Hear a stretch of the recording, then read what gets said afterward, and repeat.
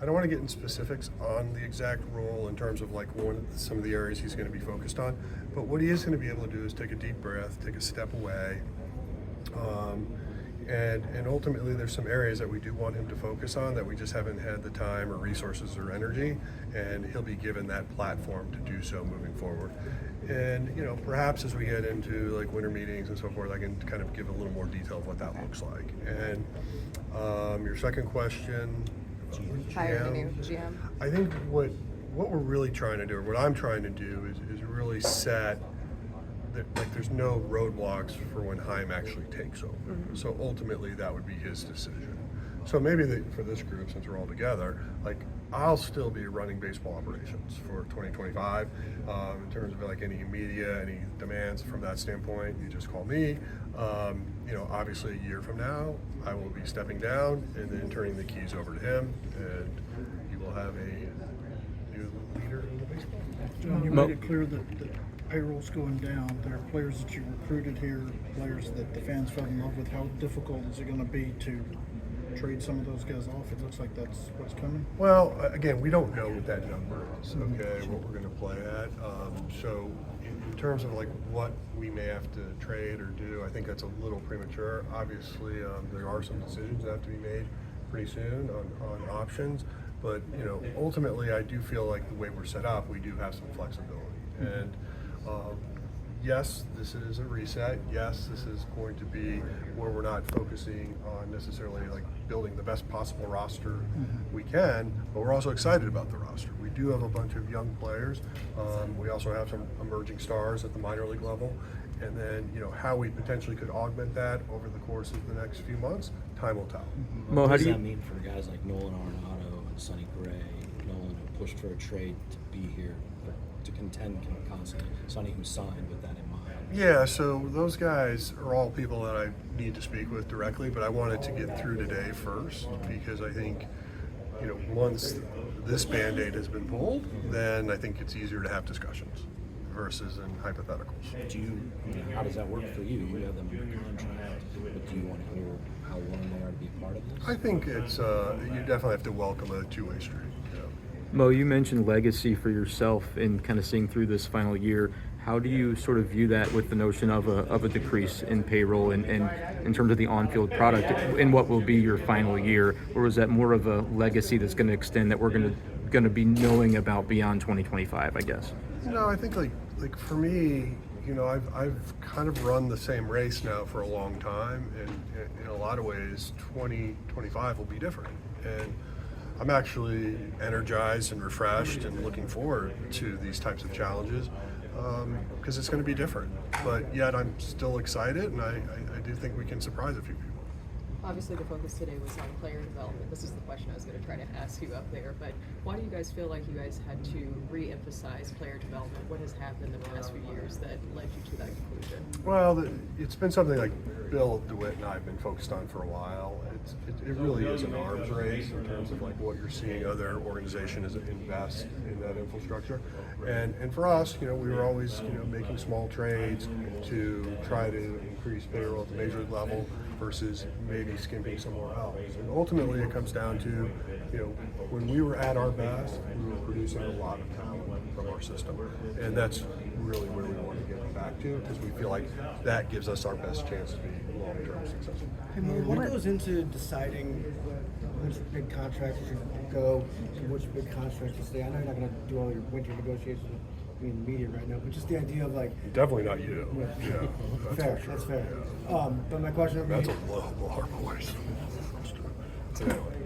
My question would be, just how would it be every big contract is going to go, or do you have to decide this guy can still help us in the short term, this guy, how do you go about that? I would say this, like I'm not anticipating any big contracts going yet. We need to get a little guidance on what our revenues are going to look like. Ultimately, when you think about the trading market in general, that starts as we enter post-World Series. We have a lot of time to sort of think through this. And then ultimately, there are some players that I still think have some value here from a leadership standpoint and also from a competitive standpoint. And so that is something that we'll focus on. When you're going to a youth movement, is that something you have to go all in on? Can it be counterproductive to halfway go into a youth movement. I mean, you've got good young players. Well, most of our team's young, right? And so there's going to have to be some decisions made, but ultimately some guys control their own fate because they have no trades. So a lot of that, again, we'll sort of figure out as we progress in our offseason. Well, you're young on the position player side and could be on the pitching side, but is pitching ready? Is the young pitching ready to take the burden of that? I definitely think someone like a McGreevy does deserve an opportunity to be in the rotation, but right now our rotation is pretty full.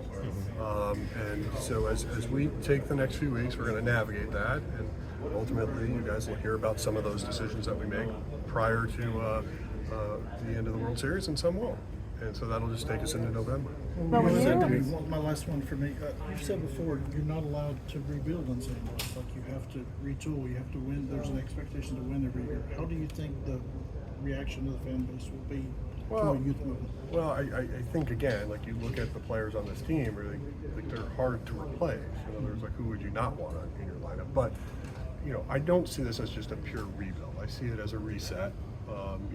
There are some fundamental things we want to do differently in the organization. And then ultimately, as we continue to have success at the minor league level, at the player procurement level, then we can time it right and then try to reinvest at the major league level. Do you have an idea how many additional personnel you're talking about adding in the farm system and what those roles? Not really, because ultimately we want to reset the leadership side and then have them assist in what they really want this to look like. How many staffs is the leadership side? Obviously, farm director, and then field coordinator. Is that all So leadership? we're likely going to hire someone at the AGM level Okay. that will then oversee player development and performance, and so then it'll be through that. Okay. Do you have a general manager now with Gersh's reassignment? I'll be filling that Okay. role for now. Popo and Jim, gotcha. Mo, you brought your time in, obviously, to do an assessment, sort of give feedback from outside the organization. How would you characterize the things that he brought back to you, and just sort of, what he found, and in terms of how this going to shape you guys going forward? I mean, nothing was a surprise. But having said that, it was great to have just a fresh set of eyes, fresh voice come in. I mean, as I was stating earlier, my team's been together a long time, and you definitely can get set in your ways. But I do feel like over the past week or so, I feel like someone like a Gary LaRocque has really gotten a sort of unfairly judged. I mean, he's one of the most respected guys in this game. He really ran an excellent farm system, and he did it with the resources he had.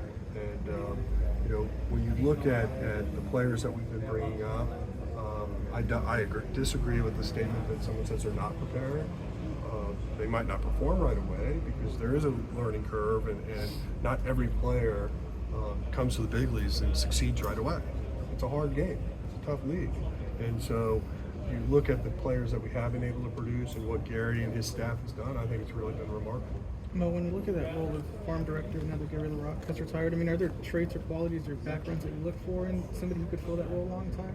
I mean, obviously, we're looking for someone that understands our history and our past, but also has a very progressive mindset on sort of the modern game and how people are being developed and preparing. And so ultimately, that's the type of skill set we'd like to combine. What was your evaluation of the job that? Oh, you said last one. No, we're going to go you.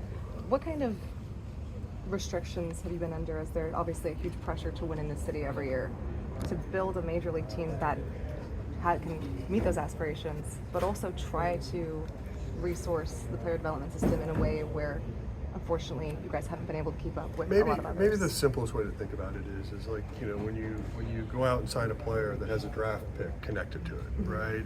And those were sort of the trades we were willing to make. I think in the short term now, we won't be making those types of trades. We will try to keep those draft picks, collect draft picks, and really focus on investing in that infrastructure. And there's also the side of it that is in terms of personnel or technologies that in the past we might not have been as aggressive pursuing as other organizations, and part of that was some of the personnel we had. Would they have been interested in it? Would they use it? We have invested in things in the past where they just don't get used, and is that a good investment or not?